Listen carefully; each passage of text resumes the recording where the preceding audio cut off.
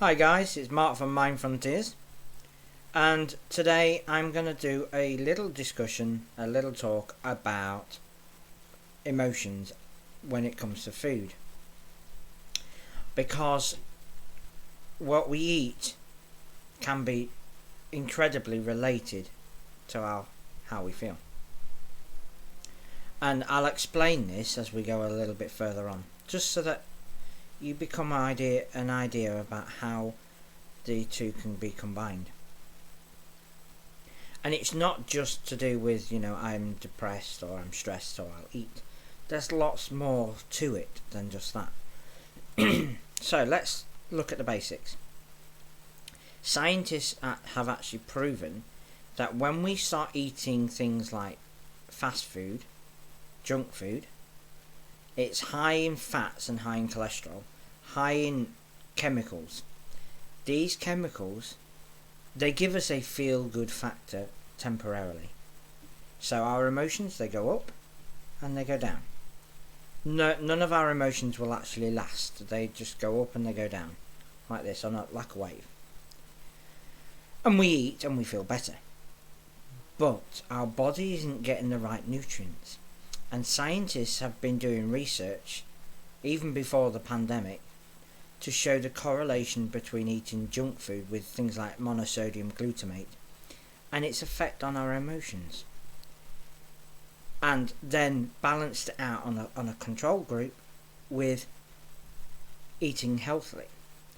Now, it is provable by science. They've done lots and lots of research on this, and you can contact me for more information about this. But they've done lots and lots of research on how eating junk food actually increases a cycle. So we just go round and round and round with our behaviours. Whereas eating healthier actually has been proven to start releasing things like your serotonin and your dopamine, which are your happy chemicals, they're your calming chemicals. So that the emotions actually last longer. So instead of it being like this, they last longer. So our bodies are like a temple. We are what we eat. So if we are eating more junk food, probably because it's cheaper, one, we're going to start putting on weight. Two, we're actually going to start a cycle of behaviour where we're more likely to be feel down and depressed because of the chemicals in the processed foods. So when I do my workshops on weight loss, for example, having done it myself when I was very, very big and eating lots and lots of rubbish food, and then actually coming back and going, I need to sort myself out, I looked at all this and looked at what processed food does to our body. Now, that's a very difficult thing to get away from because the majority of what we eat is processed. So we buy it in a tin, it's processed. Fresh fruit and veg, a lot of people don't like that, but it has provable effects of actually reducing stress hormones and chemical hormones and changing the chemical balance of our body. But we are what we eat. Now, many people, myself that was included, especially now with the pandemic and being in lockdown, they might get bored, or they might get stressed, they might get anxious, they might get depressed. So the cycle starts. They go, oh well, I'll just have a chocolate bar. Oh, I get my little sugar rush and I feel really on top of the world. But the difference is, as we get the sugar rush, so it goes up, it comes all the way down. So then we feel low again. And often we can then go out and go, well, do you know what? I feel a bit guilty. I shouldn't really have eaten that chocolate, but it felt nice. And then we start having a cycle of behaviour. We start having to have a fix to fix our issues, to fix the way our emotions work. Now, some people may overeat, some people will binge eat, some people will stop eating, some people will do other things. They might have been picked on, and it might have been called fat, so they take other actions based on their emotions. And it's not a good way of moving forward. what we've got to do is look back and start tackling those emotions. What is the reason that you're overeating or binge eating? What is that reason, so that we can work on the core belief, that core principle that's making you overeat? So when I work with people that want to lose weight, we look at the various facts, and then we start looking and challenging beliefs that may be holding them back. Because if we can identify what's holding you back, we can move forward. If we can identify the cause as to the reason that you are overeating, for example, or binge eating. Now I hold my hand up. I used to do that. I really did. I used to binge eat all the time until I sorted myself out. And as a consequence, I lost a lot of weight. Now, yes, even now I have put a little bit of weight back on because of the pandemic, and I'm not doing as much exercise as I used to. So I can reflect back and go, actually, I need to start working on that. So my lifestyle changes have slipped a little bit, because everybody's does. We move forward and sometimes we go back. But even now, I've already reflected and gone, actually, what I'm doing for me isn't working at the minute. I'm slipping back into old patterns. So let's start breaking that old pattern and start moving forward, so that we can start moving forward and become a healthier us. Because when we are unhealthy and we're stressed and we're unwell, we are lined up for dis-ease or disease. And that also comes down with food. So when we look at what we want, when I work with people and they say, I want to lose weight, and I say, well, what actions are you taking? Well, and then it works out that they're binge eating. Well, is that in line with what you want, or something that you don't want? So, what you're doing is analysing your actions, and are they valued with your belief? And if they're not valued with your belief, you're in conflict.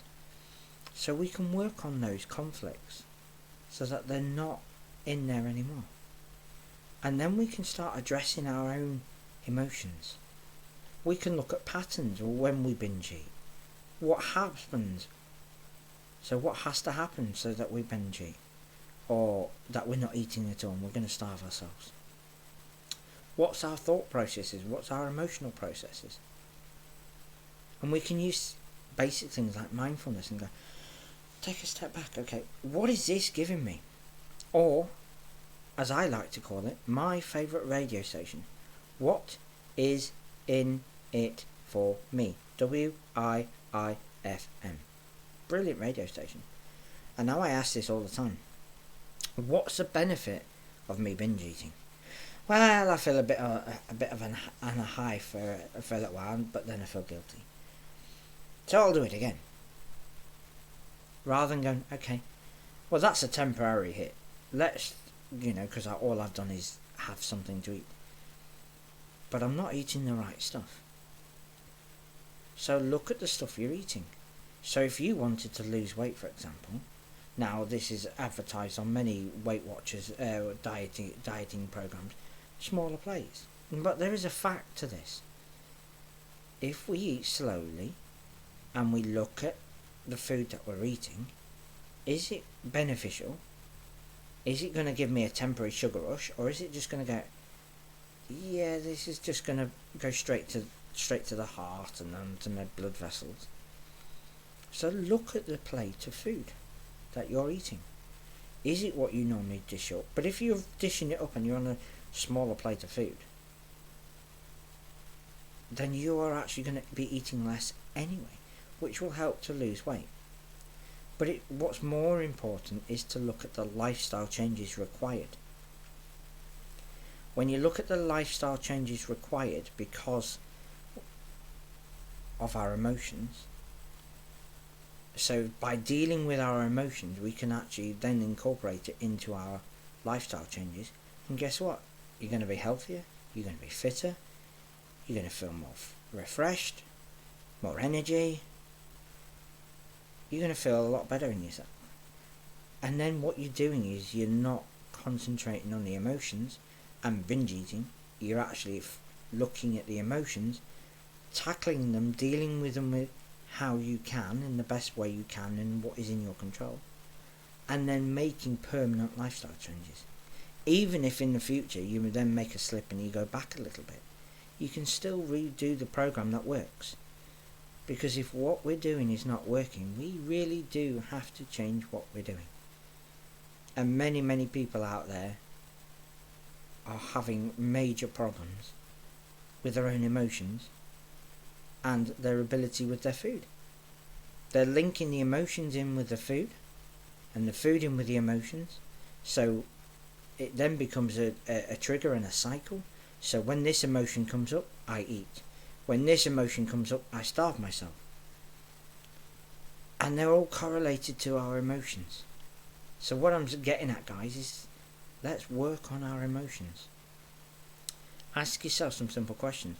What do I get out of this? What's the benefit for me?